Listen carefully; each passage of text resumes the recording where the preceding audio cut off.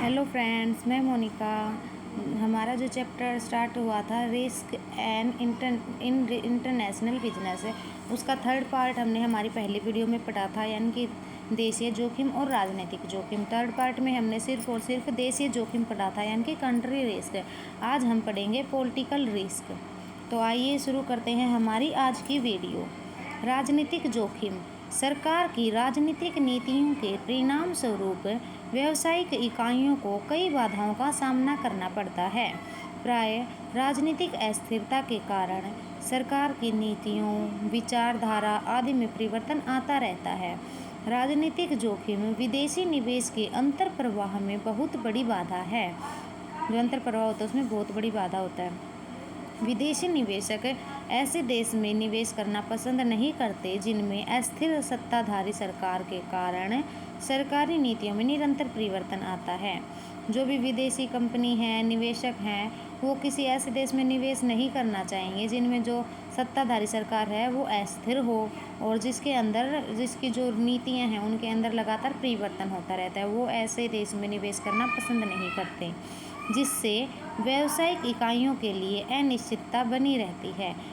निवेश इसीलिए नहीं करते क्योंकि जो व्यावसायिक इकाई होती है उसमें अनिश्चितता बनी रहती है। राजनीतिक जोखिम दो प्रकार का होता है। अब देखो, राजनीतिक रिस्क है वो दो, जोखिम है वो दो प्रकार का होता है। पढ़ते हैं इसको। पॉलिटिकल रिस्क, इसके दो पार्ट हैं। पहला है मैक्रो लेवल पॉलिटिकल रिस्क और दूसरा है माइक्रो लेवल पॉलिटिकल रिस्क। अब हम इनको डिटेल में पढ़ते हैं। तो पहला है समष्टि स्तरीय राजनीतिक जोखिम, यानी कि मैक्रो लेवल पॉलिटिकल रिस्क।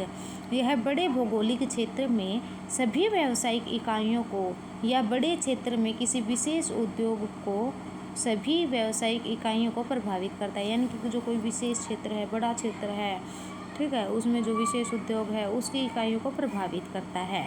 यह निम्न घटकों के कारण उत्पन्न होता है। ये पार्ट है राजनीतिक अस्थिरता, यानी कि पॉलिटिकल इंस्टेबिलिटी।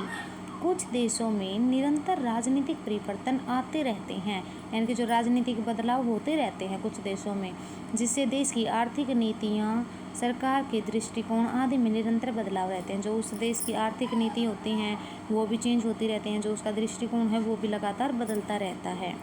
बी है अफसरशाही संबंधी बाधाएं, यानी कि ब्यूरोक्रेटिक हर्डल्स। नियमों व प्रावधानों की अधिकता, यानी कि जो रूल रेगुलेशन बनाए गए हैं उनकी अधिकता बहुत ज़्यादा बना दिए गए हैं।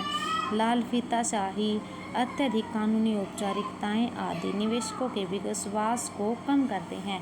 उसके अंदर रूल रेगुलेशन ज़्यादा हो, लाल फीताशाही लागू कर दी गई हो, या बहुत सारे नए कानून बना दिए गए हों, ये जो इन्वेस्टर हैं, निवेशक हैं, उनके विश्वास को कम करती हैं।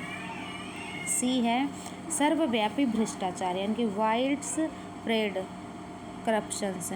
नियमों व प्रतिबंधों की अधिकता व राजनीतिक संकल्प का अभाव भ्रष्टाचार को बढ़ावा देता है। जब रूल रेगुलेशन ज़्यादा कर दिए जाते हैं और जो राजनीतिक संकल्प होता है उसका अभाव के कारण भ्रष्टाचार है उसको बढ़ावा मिलता है। फिर है कमज़ोर कानून व न्यायिक व्यवस्था, poor law and order situations.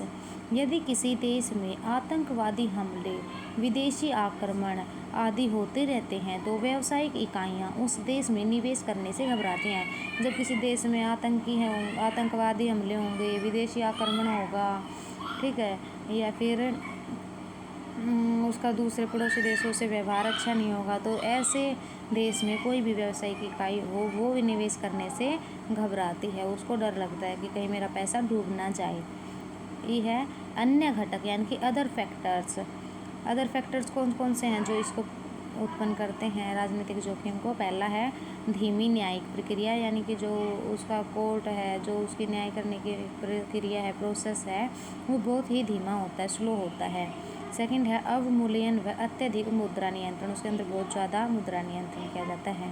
Third है किसी राष्ट्र द्वारा ऋण वापसी में कमी, भी जो लोन उसने लिया है उसको वापस लौटाने में कमी होती है। फोर्थ है राष्ट्रीयकरण का निरंतर भय। अब पढ़ते हैं हम इसका सेकंड पार्ट, सूक्ष्म स्तरीय राजनीतिक जोखिम, यानी कि माइक्रो लेवल पॉलिटिकल रिस्क। यह जोखिम किसी विशेष परियोजना से संबंधित होता है। जैसा कि हमने थोड़ा पहले भी पढ़ा था, जो राजनीतिक जोखिम होता है वो विशेष परियोजना से संबंधित होता है, रिलेटेड होता है। यह जोखिम किसी विशेष उद्योग को या किसी विशेष व्यावसायिक इकाइयों को प्रभावित करता है। या तो कोई विशेष उद्योग होना चाहिए, कोई स्पेशल कंपनी या इकाई होनी चाहिए, उसको प्रभावित करता है। भारत के संदर्भ में जोखिम का अभिप्राय विश्व के अन्य देशों का भारत में निवेश करने संबंधी उनके दृष्टिकोण से है। यानी कि जो भारत क्या सोचता है जोखिम को, वो ठीक है, भारत की डेफिनेशन है ये, भारत में लोगों की क्या राय है। भारत के संदर्भ में जोखिम का अभिप्राय विश्व के अन्य देशों को भारत में निवेश करने संबंधी, यानी कि जो विश्व के अन्य देश हैं उनको भारत में निवेश करने से रिलेटेड उनके जो दृष्टिकोण है उससे है। विश्व बैंक ने व्यावसायिक वातावरण सर्वेक्षण में यह पाया कि भारत के देशीय व राजनीतिक जोखिम के मुख्य तत्व भ्रष्टाचार, अफसरशाही बाधाएं आदि हैं। यानी कि जो भारत के अंदर देशीय जोखिम और राजनीतिक जोखिम ना, उसके मुख्य तत्व यही हैं, भ्रष्टाचार ज़्यादा है, अफसरशाही बाधाएं आती हैं आदि। ओके, उम्मीद है आपको मेरी वीडियो पसंद आई होगी। बहुत ही इजी वे में मैंने कराई, और मैं मेरी हर वीडियो में एक एक टॉपिक कराती हूँ ताकि आपको अच्छे से समझ आए। Okay, thanks.